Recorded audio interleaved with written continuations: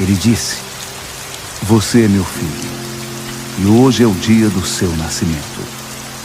O que você quer de presente? É só pedir. Nações, continentes, é só dizer. E todos eles dançarão para você. Ou, se quiser, poderá jogá-los fora com o lixo de amanhã.